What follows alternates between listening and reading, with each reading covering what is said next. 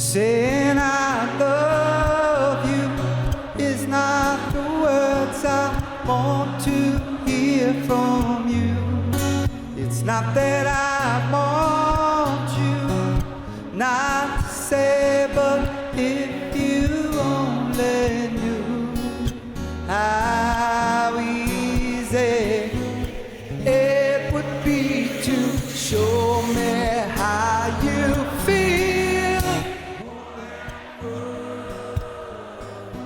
It's all you have to do to make it real. Your performances are always so full of energy and emotion, Gary. What's your secret to keeping that passion alive on stage, and what keeps you inspired after so many years in this industry? Oh, come on. Don't say that. First of all, not true is a joke. I was comedic timing, Musik. Okay. Wake up, please. I was still in the last question. I probably speak for everybody. It's the music, it's rock and roll, and it moves me, and maybe a few extra cups of coffee help the energy. But it's rock and roll, keeps you young. Okay. So what about you, Eric, to protect your voice? I mean, basically, sleep is the key. I was just going to say that. Yeah, sleep is Hydration and sleep would Yeah. probably be the two major. drinking plenty of water. We love the coffee. You know, we love our coffee, and like Indonesia's got the best coffee in the world. But yeah, I would say sleep and just the audience sparks me so much that I can't wait to play for them. So, it's the energy of the moment. This is, I want to ask you, Steve, but I think this question goes for everybody. Dino says music is about hard work too. Anything you do is about hard work, and you do music, and before it's all about how you work on your instruments, hours and hours, everyday fingering and this and that. Nowadays, we have apps that can make songs in 3 minutes there, and sometimes it becomes a big hit anyway, and you just need to give your voice sample and pay some money for the apps, and there goes new song coming out for you with the new technology, new everything. Any comments about that from any of you? Maybe Steve Vai. Well, that is a common question. How is AI reshaping the music industry? And the thing about AI is you'll get out of it what you're expecting. And AI is an accumulation of information that it's been fed. So it will only be able to take all that information and restructure it in maybe clever ways, but it's limited. But the human imagination is not. So it doesn't have imagination. So regardless of where it goes, people will come along at that point, see where it is, and apply human imagination to how to make it even more creative. That's right. AI can never replace hot sauce. So that's why I'm slowly venturing into the hot sauce business. And no, you just have to step up and you have to be irreplaceable. And each one of us can do that, and you have to dig deep and just amplify who you are and give that to the world. You know, I'd like to say the AI and stuff, it's amazing.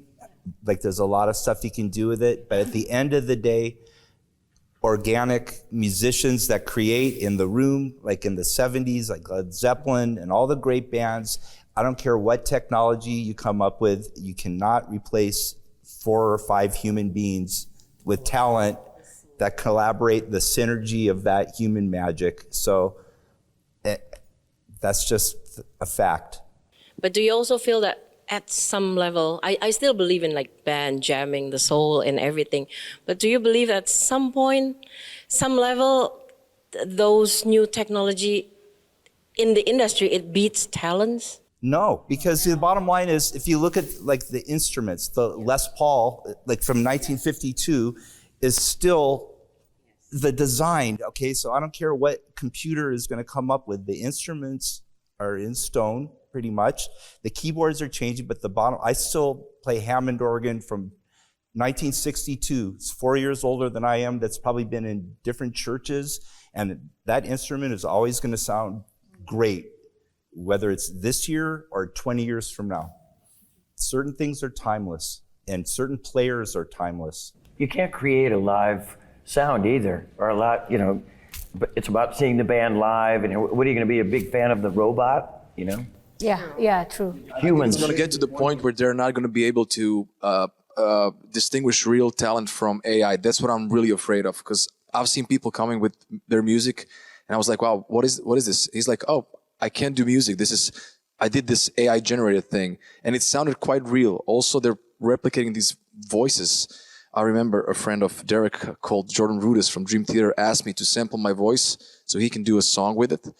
And I told him I don't want my voice to be used for something that's going to be without my permission. And he said they're going to do it anyway in like a month or two when they generate it.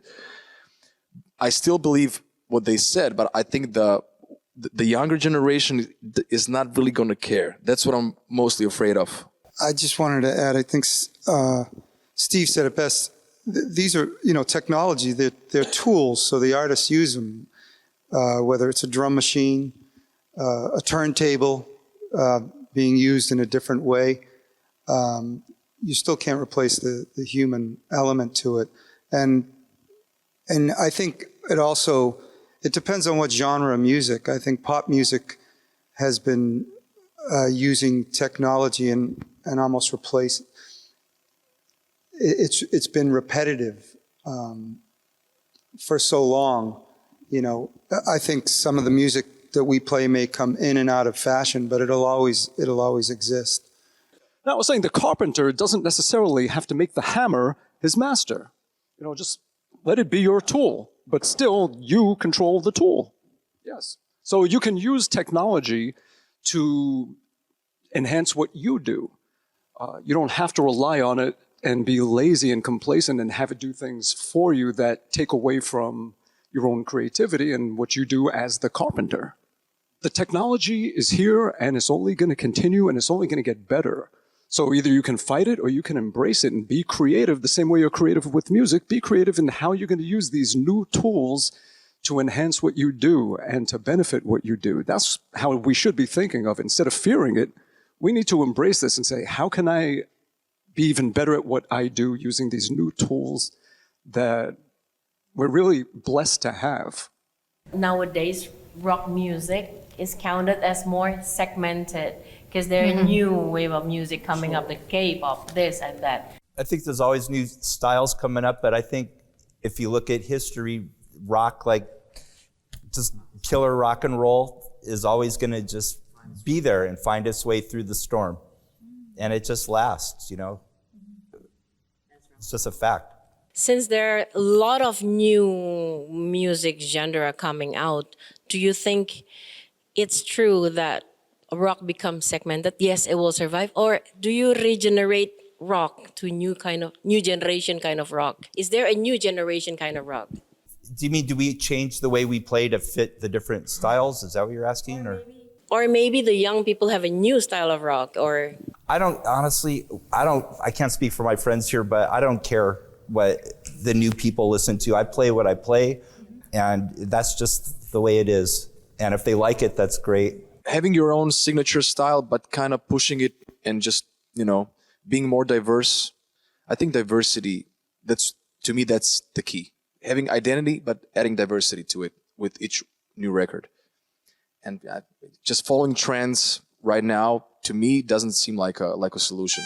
I'm not a fan of what's going on. So, if this 7 of you get the authority to create a new band with the member, what would you name this band? Jelajahi cara baru mendapatkan informasi. Download MetroTV Extend sekarang.